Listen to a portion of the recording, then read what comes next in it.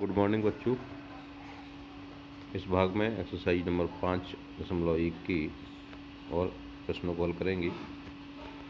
चौथा क्वेश्चन आपके सामने है। If a point C lies between 2 points A and B such that A C equal to B C, then prove that A C equal to half A B. यहाँ पे दिया गया है कि कोई बिंदु सी है जो कि दो बिंदु ए और बी के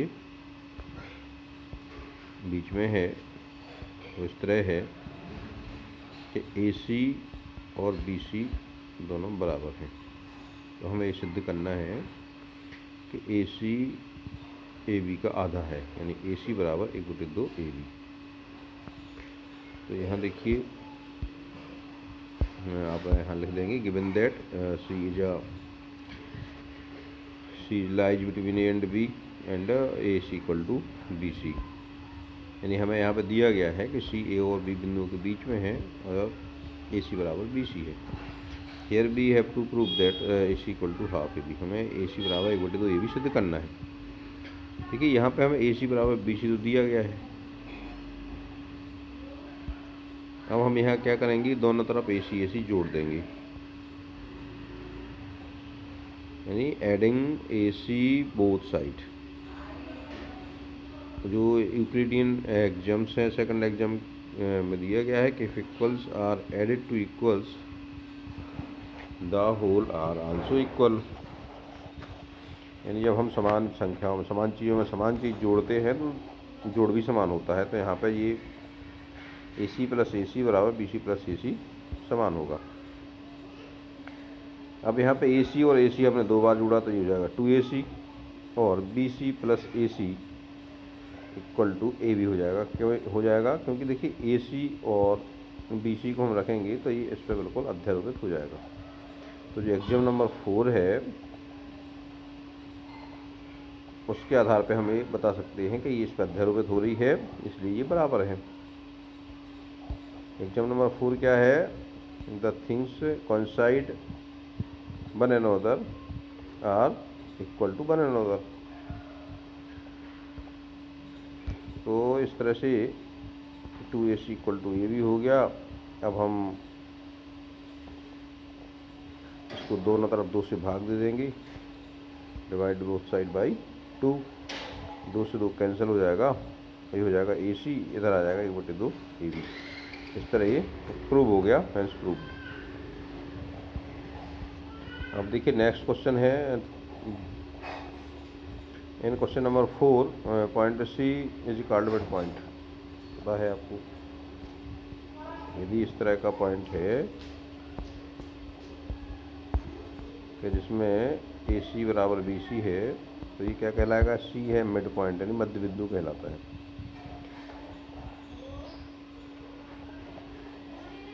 prove that every line segment has one and only one line mid point. यहाँ हमें सिद्ध करना है कि प्रत्येक रेखाखंड का एक मध्य बिंदु होता है, एक और केवल एक मध्य बिंदु होता है। तो यहाँ पे हम कॉन्ट्राडिक्टरी स्टेटमेंट लेके इसको सिद्ध करेंगे, माने हम यहाँ पर विरोधाभास उत्पन्न करेंगे। तो यहाँ पे मान लीजिए suppose that C and D are 2 midpoint of line segment A B.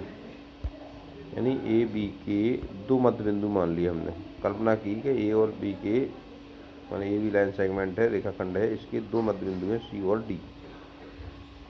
तो चूंकि सी मध्य बिंदु है तो क्या होगा? ए सी बराबर सी भी होगा, हमें दिया हुआ है, मध्य बिंदु है। क्योंकि यदि हमने मान लिया कि डी भी मध्य बिंदु है तो क्या होगा? ए डी बराबर डी भी होगा। ये हमने सपोज किया है, मान लिया है।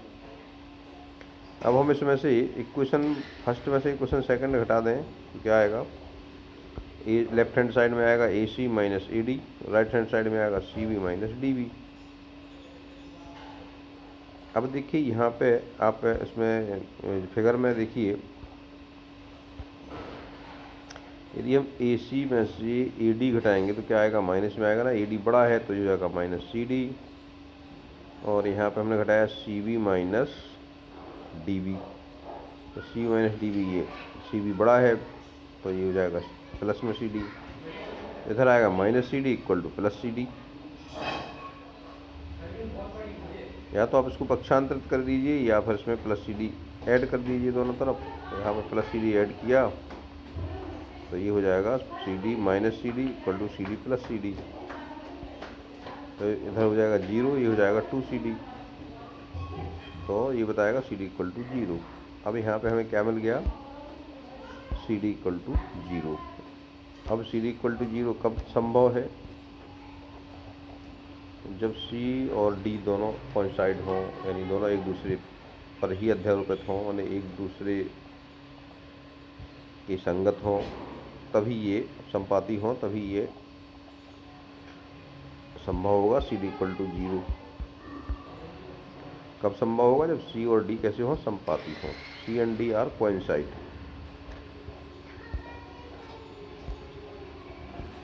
अब therefore C and D are coincide, so we can say there is one and only one midpoint of any line segment AB।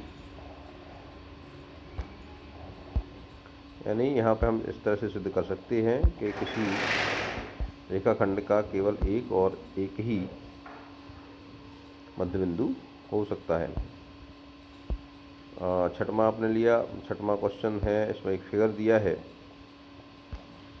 इस फिगर में इस तरह फिगर है, देखिए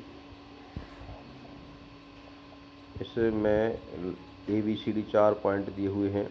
तो यहाँ पे दिया गया है A B equal to A C equal to B D, A C equal to B D, then prove that A B equal to C D. इस चित्र को ध्यान से देखिए, ए सी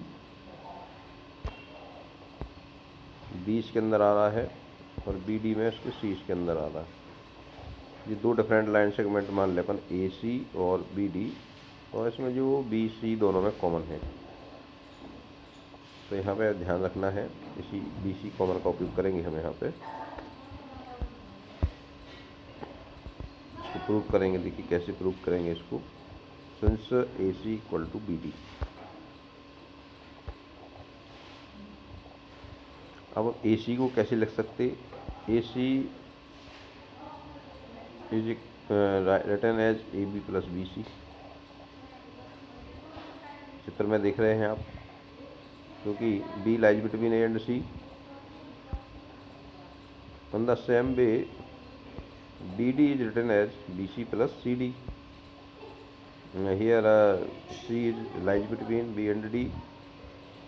तो इस तरह से हम A C equal to A B plus B C लिख सकते हैं और B D equal to B C plus C D लिख सकते हैं। अब इसको हमने इक्वेशन 1, इसको इक्वेशन 2, इक्वेशन 3 ले लिया। अब इक्वेशन सेकंड एंड थर्ड से जो ए सी और बी सी की वैल्यू है, बी डी की वैल्यू है, वो हम इक्वेशन नंबर 1 में सब्स्टिट्यूट कर देंगे। यानी substitute the values of A C and B D from equation second and equation third. We get A B, देखिए ए सी की जगह पे क्या रखेंगे अपन, A B plus B C equal to B D की जगह रखेंगे B C plus C D.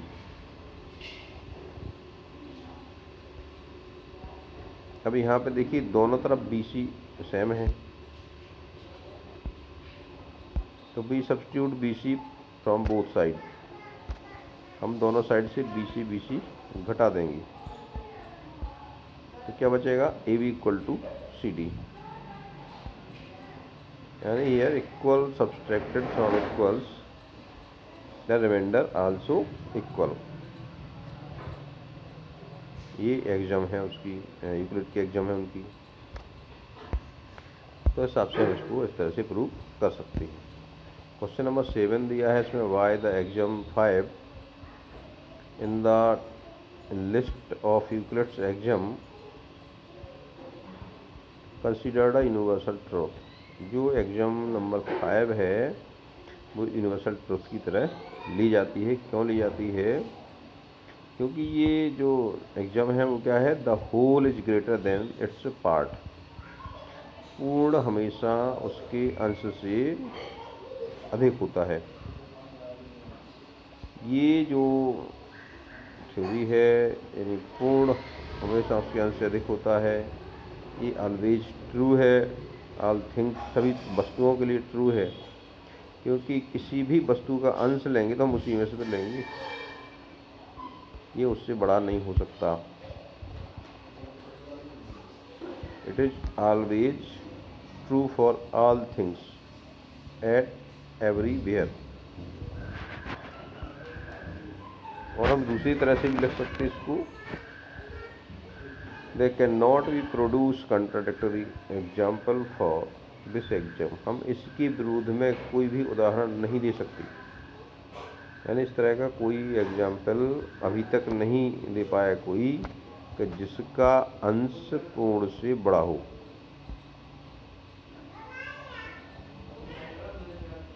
अब अंश पूर्ण से बड़ा हो ही नहीं सकता है, तो ये कैसा हो जाएगा, यूनिवर्सल ट्रुथ की तरह इसको लिया जाता है। इस तरह से ये आपकी एक्सरसाइज हो गई। अब जो यूक्लिडियन ज्योमेट्री है, इनके जो एग्जाम्स हैं, इनके बहुत सारे इक्विवेलेंट एग्जाम्स यानी इक्विवेलेंट वर्जन इसके आए हुए हैं। इनमें से यहाँ पे एक उल्लेखनीय हमें लगा तो जो आपकी टेक्स्ट बुक में भी है, प्लेफेयर्स एग्जाम्स, जो यूक्लिडियंस फिफ्थ पोस्टुलेट के इक्विवेलेंट है। ये है for every line L and for every point P not lying on L there exist a unique line M passing through P and parallel to L. यहाँ पे ये है कि किसी भी सरल रेखा की बाहर स्थित बिंदु, किसी बिंदु P से केवल एक समांतर रेखा खींची जा सकती है। ये है प्लेफेयर्स एग्जाम। प्लेफेयर एक मैथमेटिशियन हुए हैं, उनके नाम पे ही इसको प्लेफेयर्स एग्जाम कहा जाता है, और ये यूक्लिड की फिफ्थ पोस्टुलेट के इक्विवेलेंट है। इनके इक्विवेलेंट और बहुत सारी एग्जाम्स बनी हुई है। इसको हम ऐसे भी लिख सकते हैं, two distinct intersecting lines can not be parallel to the same line. यहाँ पर देखिए, दो इंटरसेक्टिंग लाइन हैं, वो तीसरी लाइन के पैरेलल नहीं हो सकती। क्यों नहीं हो सकती? क्योंकि ये जो पैरेलल है और जो इंटरसेक्टिंग लाइन है, इसकी इंटरसेक्टिंग लाइन है, तो ये इसको भी इंटरसेक्ट करेगी, क्योंकि इसकी पैरेलल नहीं हो सकती। आप कोई भी लाइन लेंगे तो वो यदि पैरेलल नहीं है तो इंटरसेक्ट करेगी, और इंटरसेक्ट करेगी तो पैरेलल नहीं होगी। इस तरह से इसके बहुत सारे वर्जन बने हुए हैं। और इसके अलावा भी कुछ लोगों ने बहुत मेहनत की इसके लिए। यूक्लिडियंस जो एग्जाम्स है, पोस्टुलेट्स हैं, इनके अगेंस्ट एग्जाम्पल ढूंढने की बहुत अधिक प्रयास करने के बाद एक नई ज्योमेट्री डेवलप हुई, उसको नॉन यूक्लिडियन ज्योमेट्री कहते हैं। तो क्या कहते हैं? Non Euclidean geometry. जो यूक्लिडियन ज्योमेट्री है वो हमेशा प्लेन सरफेस के लिए अप्लाई होती है, लेकिन जो नॉन यूक्लिडियन ज्योमेट्री है वो कर्व्ड सरफेस के लिए अप्लाई होती है। वो हम अगले पार्ट में उसको देखेंगे।